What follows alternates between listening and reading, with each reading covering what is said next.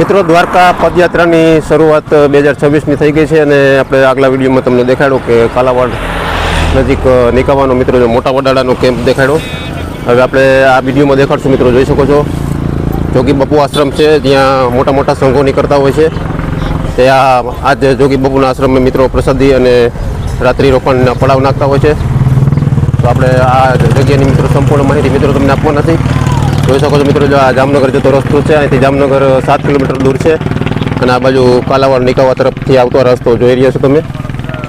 તો મિત્રો વિડીયોમાં જોડાયેલા રહેજો. આપણે આ સરસ મજાની મિત્રો જોગી બાપુ આશ્રમની જે પડાવ છે મિત્રો જે પદયાત્રીઓ પડાવ કરતા હોય છે તે આપણે તમને દેખાડવાના છીએ. જોઈ શકો છો મિત્રો અત્યારે બપોરની પ્રસાદી પણ મિત્રો જોઈ શકો છો.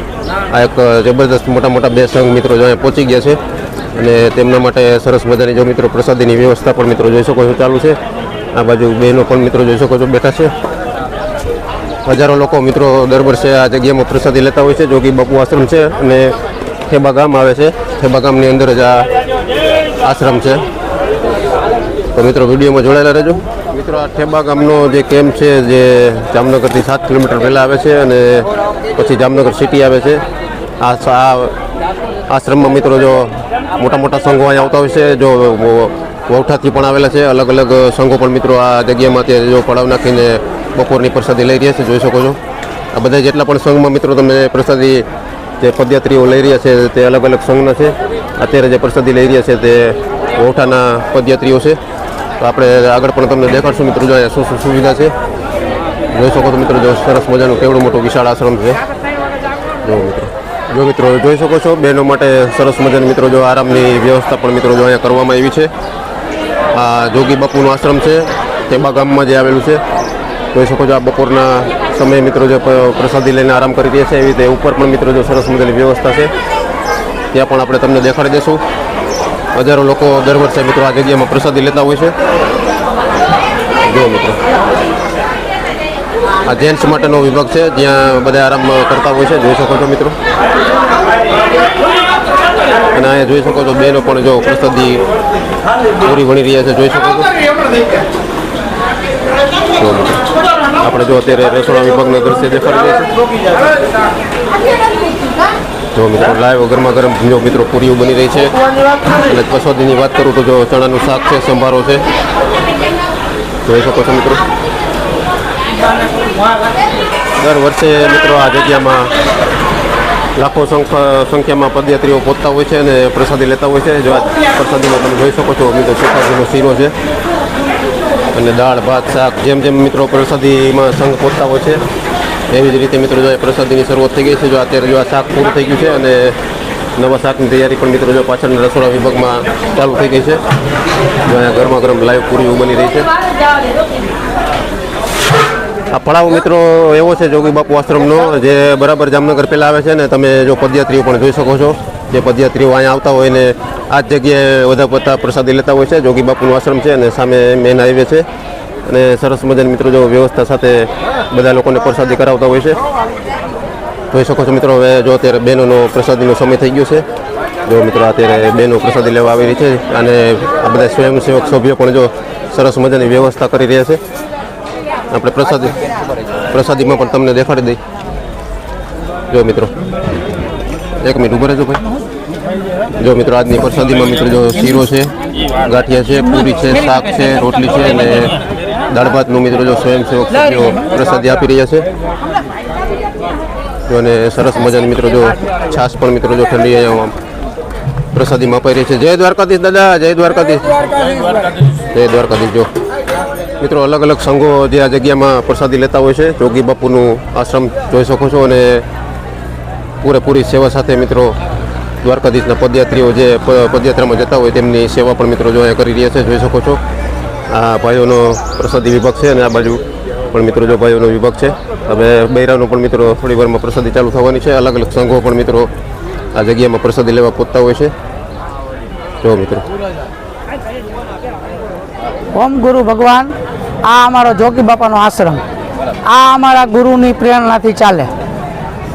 બરોબર કેટલા વર્ષ થયા આ અમારા આશ્રમને 22 વર્ષ થયા. અમે સેવા કાર્ય કેમ્પના જે સેવા કાર્ય કરી છે એ 4 વર્ષ થયા. આ ચોથા વર્ષમાં પ્રવેશ અમારો. બરોબર. અમે જ્ઞાત જાત કે કોઈ એમાં કઈ કરતા નથી, ભેદભાવ રાખતા નથી. જે બધાય જે કોઈ જ્ઞાતિ આવે એ સબ બધાય સરખા, બધાય અમારા માટે સરખા. જે કોઈ બે અને દાદા મેં આજે એ પણ જોયું કે વૌઠાથી મોટો સંઘ અહીંયા પહોંચ્યો છે. વાંકાનેરના સંઘના પણ અહીંયા પ્રસાદી લે છે. કેટલા સંઘના લોકો અહીંયા પ્રસાદી લેતા હોય? અહીંયા અંદાજે રોજના 1000, 1200, 500 માણસો અહીંયા પ્રસાદી લે જ છે. અને તમારો જે આ સેવા કેમ્પ છે એ કેટલા દિવસ ચાલતો હોય છે? અમારો સેવા કેમ્પ ઓછામાં ઓછા 5 દિવસ, વધુમાં વધુ 6 દિવસ, 6-7 દિવસ. 6-7 દિવસ. અત્યાર સુધીમાં કેટલા સંઘના લોકો આ જગ્યાએથી પ્રસાદી લઈને પ્રસાદ થઈ ગયા? અત્યાર સુધીના અમારે ત્યાંથી અંદાજિત અલગ અલગ ગામથી 4-5 હજાર માણસો અહીંથી પ્રસાર થઈ ગયા છે. અહીંયા નાવા ધોવા, પ્રસાદી, સુવા બેસવાની બધી સગવડ, એટલા માણસો અહીંથી પ્રસાર થઈ ગયા છે. અને તમારા જે ગ્રુપના મેમ્બર છે તે કેટલા લોકો સેવા આપી? 40. અમારું ગ્રુપ છે એ અમે 50 જણા થઈ અને અહીંયા સેવા આપવા માટે આજુબાજુના અમારા મિત્ર મંડળ થઈને અમે 100-125 માણસો અહીંયા સેવા કાર્ય માટે કાર્યરત છે. ખૂબ ખૂબ ધન્યવાદ. બોલો જય દ્વારકા. જય દ્વારકાધીશ. ઓમ ગુરુ ભગવાન. મિત્રો જોઈ શકો છો બહેનોની સેવા પણ મિત્રો જો ગરમ ગરમ રોટલી બધા બહેનો મિત્રો સતત 8 દિવસથી 10 દિવસ મિત્રો આ સેવા આપતા હોય છે. આ ઠેબા ગામનો મિત્રો જોગી બાપુનો આશ્રમ છે અને પાછળ પણ જોઈ શકો છો મિત્રો જો પ્રસાદી બહેનો માટે શરૂઆત થઈ ગઈ છે. જોઈ શકો છો મિત્રો જો બહેનોની પ્રસાદીનો વિભાગ તો પણ શરૂ થઈ ગયો છે થોડી જ વારમાં. તો આપણે મિત્રો આવી ગયા છીએ જો મિત્રો જોગી બાપાનું મુખ્ય મંદિર છે ત્યાં આપણે તમને દર્શન કરવા આવી ગયા છીએ. આ જોઈ શકો છો મિત્રો સરસ મજાનું મિત્રો જે મંદિર છે અને આપણે તમને પણ દર્શન કરાવશું. જો મિત્રો આ તમને દેખાડી રહ્યા છીએ આપણે તમને ગુરુજીના ફોટો, તેમના દયાથી જ મિત્રો આખો સેવા કેમ્પ ચાલે છે અને જોઈ શકો છો મિત્રો સરસ મજાનું મંદિર છે. આપણે તમે પણ દર્શન કરી લેજો. જો મિત્રો આપણે તમને સરસ મજાના મિત્રો દર્શન કરાવશું. આ 23 વર્ષથી મિત્રો આ આશ્રમ ચાલે છે અને 5 વર્ષથી પદયાત્રીઓને પ્રસાદીની સેવા પણ આપે છે.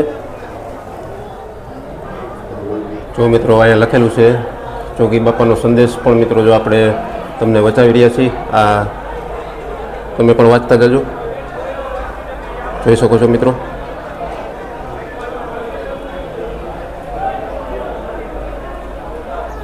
જોઈ શકો છો મિત્રો જો અત્યારે જામનગરથી 7 કિલોમીટર પહેલાં મિત્રો જો આ ઠેબા ગામ આવે છે અને ઠેબા ગામનો જ મિત્રો જો આ જય જોગી બાપાનો મિત્રો આશ્રમ છે અને પદયાત્રીઓ પણ મિત્રો જોઈ શકો છો અને સેવાવાળા પણ મિત્રો જોઈ શકો છો.